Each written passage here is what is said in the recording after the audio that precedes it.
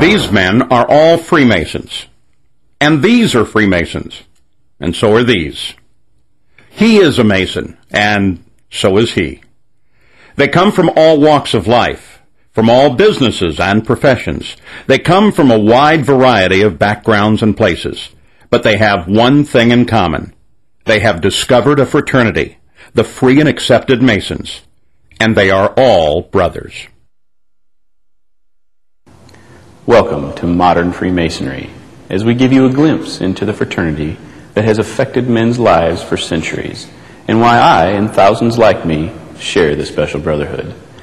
When I first explored this great fraternity, I didn't know much about the rich histories and traditions of Masonry, but I did see the special interactions of the members of the lodge, and saw firsthand what real brotherhood was all about.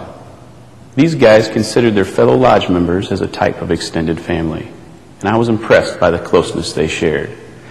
As I learned more about my fraternity, I knew that my decision to be part of this grand society was one of the best ones that I would make for my personal and professional development. As I began to see how I fit into an organization that has affected the lives of many of our U.S. presidents, starting with George Washington, and includes some of the greatest movers and shakers of the past 300 years, I knew that I would benefit from these rich traditions, the same values and traditions that helped these men become better men, and having the same effect on me today.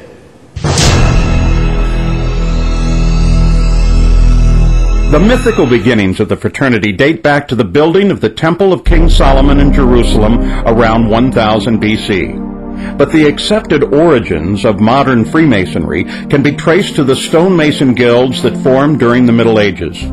The trade secrets of building Gothic cathedrals from massive stones without the use of mortar and with the use of geometry to turn a small drawing into an enormous structure were jealously guarded secrets.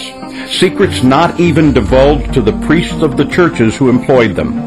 The guilds were developed to train masons in these skills, to enforce a standard of workmanship, and to hold their members to those high standards, as well as protect those valuable secrets. As the Gothic style of architecture lost its popularity and the common people became better educated across Europe, the Masonic guilds lost their reason for existence. But as the Age of Enlightenment dawned, a group of philosophical men saw in Masonry the ideal metaphor for character building in men. Construction of a strong, well-balanced structure, built with the assistance of many like-minded men and dedicated to God, much like the cathedrals of old. By the early 1700s, Freemasonry had changed from a guild of operative masons who actually built buildings to a character-building society of speculative masons, dedicated to taking good men and making them better. The fraternity of Free and Accepted Masons has been an integral part of culture of the civilized world throughout much of recorded history, and part of American society long before the colonists took up arms against the Crown in 1776. Many Americans don't realize that the development of America as a nation is interwoven with Masonic history, an illustration of Masonic traditions and values at work. These ideals of faith, combined with tolerance, charity and responsibility, and belief in the intrinsic goodness and equality of man, were carved into the foundation of our nation by men who first learned to practice them in a lodge. George Washington, Ben Franklin, John Hancock, James McHenry, and James Monroe were Masons. 9 Freemasons signed the Declaration of Independence, and 10 signed the Constitution, and 14 U.S. presidents have been Masons. As a Mason, I've taken advantage of the many benefits of membership. And of course, I'm having a lot of fun doing it. I came to realize that my fraternity serves me in a lot of ways, some of which I didn't expect at first. The members of my lodge are not just a collection of brothers who get together on meetings and other functions.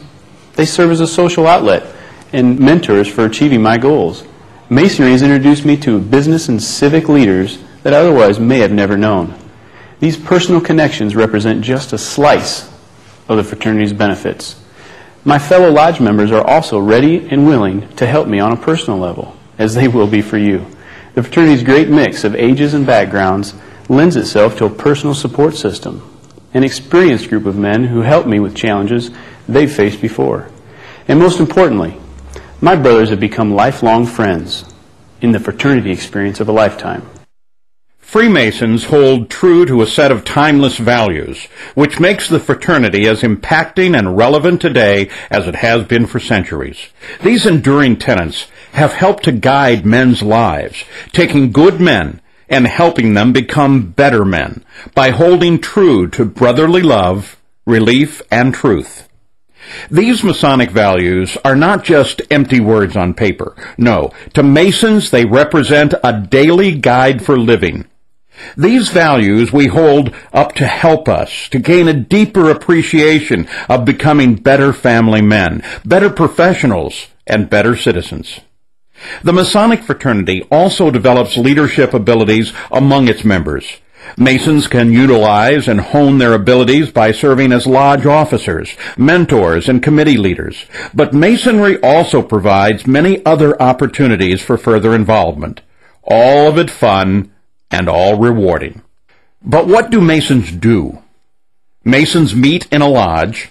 Its members are taught its precepts by a series of ritual dramas which follow ancient forms and use stonemasons' customs and tools as allegorical guides.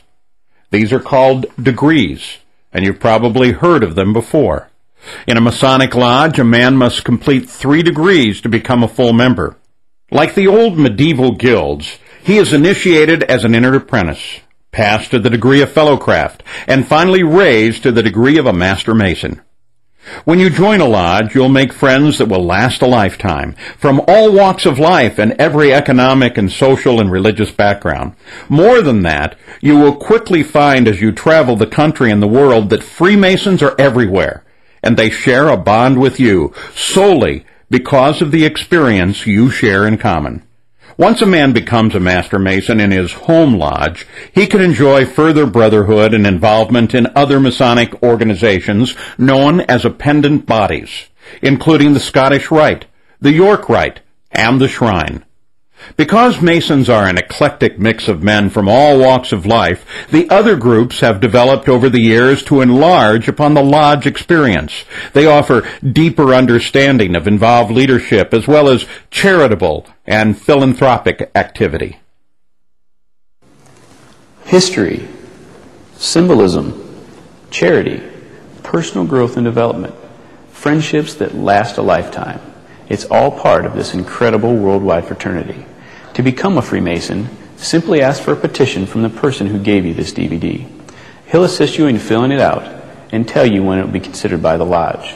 He'll also ask for an initiation fee, and you'll need to give that to him when you complete your petition for membership.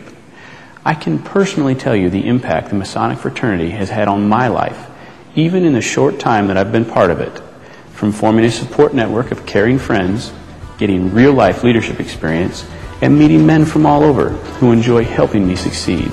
And not just any men, men I call my brothers.